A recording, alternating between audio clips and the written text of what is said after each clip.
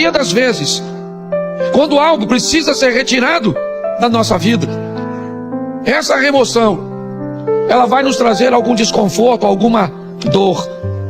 Porém, nós precisamos entender que depois que sai da nossa vida aquilo que tem que sair, só então estaremos prontos para avançar para a próxima fase. Deserto é lugar de preparo. A Bíblia fala sobre um homem chamado João Batista, aquele que quebrou o silêncio profético de Deus depois de alguns séculos. Ele era conhecido como a voz que clama no deserto. Onde João Batista foi preparado? Deserto.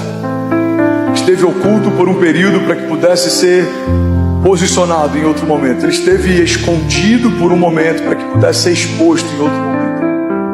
É muito comum Deus esconder e tratar em meio a desertos alguém que Ele quer promover e exaltar depois que os desertos passam. Tem muita gente que, por não entender esses processos, para no deserto, morre no deserto, desiste no deserto.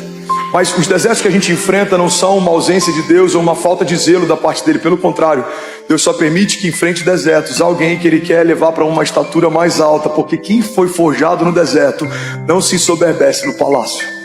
Pare de achar que você não tem importância. Pare de achar que você não é expressivo.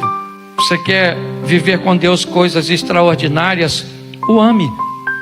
Cuide das coisas do Senhor com amor, com carinho. Pastor, e qual é a coisa que Deus mais ama e que eu devo cuidar?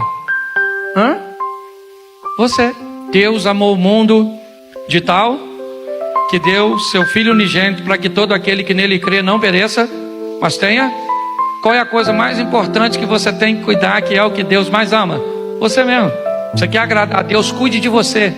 Cuide de sua saúde emocional, sua saúde física, sua saúde espiritual. Cuide de você de uma tal forma que as pessoas olhem para você e digam: caramba, esse camarada está igualzinho Obed-Edom. E o que ele tem? Amor. Ama o que? Aquilo que Deus ama, que é a si mesmo. Eu queria que essa reflexão fosse conosco, para que nós possamos entender que pessoas simples podem viver coisas extraordinárias.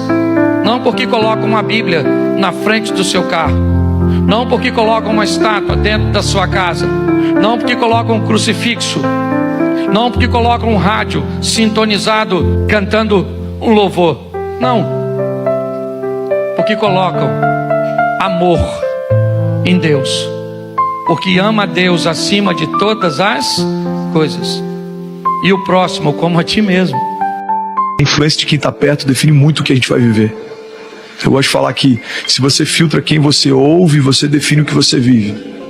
A gente tem que filtrar, escolher muito bem os nossos conselheiros, os ambientes que a gente caminha.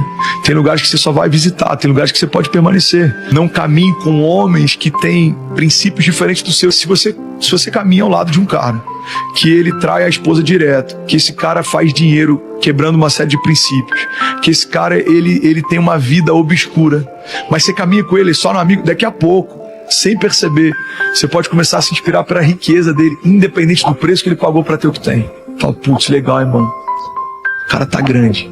No início te incomoda. Não, mas a última coisa que eu quero é ser igual esse cara. O cara tem 2 mulheres. Pô, esse cara é mentiroso, esse cara... Mas se você começa a caminhar com ele de forma constante, em algum momento ele pode se tornar uma referência na sua história. Então a gente é a média das pessoas que a gente caminha. O ambiente define muito do tipo de conexão que a gente vai manter com Deus. Ouça o que eu vou te dizer agora. Procure pessoas que estão vivendo aquilo que você ainda sonha. Ouça pessoas onde para elas já é realidade aquilo que você ainda deseja. Pega na mão desse crente, olha nos olhos dele e fala para ele: saia dos lugares que limitam o alcance da promessa que Deus liberou. Fala para ele agora, comece a frequentar lugares onde o que Deus está falando já virou realidade lá. Entenda uma coisa: todas as vezes que o céu olhar para você e disser: eu tenho algo grande sobre a tua vida, você vai virar mira do inferno. Talvez você entrou aqui dizendo: Gabi, eu sinto que Deus tem um chamado na minha vida, eu sinto que Deus tem uma obra comigo, eu não sei, meu coração pulsa, mas quando eu penso em me levantar, não consigo. É pesado, cansa. Eu desejo ir e não consigo dar um passo. Eu vim te avisar uma coisa. O inferno mirou em você e falou: a posição que Deus tem para você, você não ocupa. Mas eu vim te falar para você ficar tranquilo, porque a única pessoa capaz de anular a promessa que Deus tem na tua vida é você. O que o diabo fala não é lei sobre a tua vida, porque decretos do inferno não são maiores do que promessas liberadas pela boca de Deus. Nenhuma ameaça de Satanás é maior do que a promessa que Deus te fez. Às vezes a gente finge que é forte quando na verdade a gente está quebrado. Quantas vezes a gente não tem força para levantar da cama e a gente vai lá, veste um personagem e vai para cima. Quantas vezes que a gente sorri só para disfarçar, a gente fica brincando com as pessoas para fingir que está tudo bem, e na verdade a nossa alma está quebrada por dentro. Cuidado de quem você se aproxima, porque tem pessoas que se aproximam de pessoas erradas e se afasta de quem não deveria se afastar. A quem ouve quem não deve e não ouve quem deve. A quem tem ferido quem não deveria ferir, tem ouvido quem não deveria ouvir. Cuidado de quem você se aproxima. Pese suas amizades. Tenha cuidado com pessoas bajuladoras. E aceite ouvir a verdade, mesmo quando você não gostar, porque isso te abençoa. Deus for com você, você faz a diferença, independente de quem tem inveja, independente de quem te persegue, independente de tudo. Vou te ensinar uma coisa: não tem inveja de ninguém.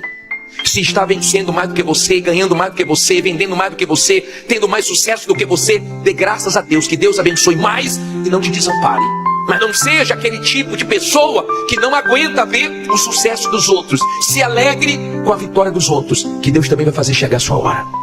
Tem pessoas que você não fez nada contra ela, você fica perguntando onde é que eu errei, o que é que eu fiz para essa criatura querer tanto mal. Mas não se preocupe, porque o mal que ela quer contra você não vai acontecer. Entende agora, porque muitas das vezes você sofre sozinho e você está no meio da multidão e se sente isolado no meio da multidão. Quando todo mundo está sorrindo e você sangrando por dentro, se contorcendo por dentro. Entende agora que você olha para um lado e procura: cadê os amigos que bateram nos ombros, o que disseram que até eu fico contigo e não tem ninguém? Só você chora, só você geme. O que é isto? São as marcas. É porque Deus olhou para você e disse: eu acredito em você, eu invisto em você, você tem potencial, eu sei que você aguenta. Enquanto você não descobrir que você precisa mudar, porque preste atenção, o que é defeito na gente? É igual caroço de feijão no dente. O caroço de feijão no dente, ele só é visto pelos outros, e nós ficamos rindo. É aquele caroção, todo mundo olhando, menos você. Sim ou não? Isso é defeito. Todo mundo vê, menos nós só vemos se tiver no dente do outro. Então convencer alguém, porque olha só, se o seu vizinho fala de você ou fala demais, ele é o quê? Ele é fofoqueiro, é ou não é?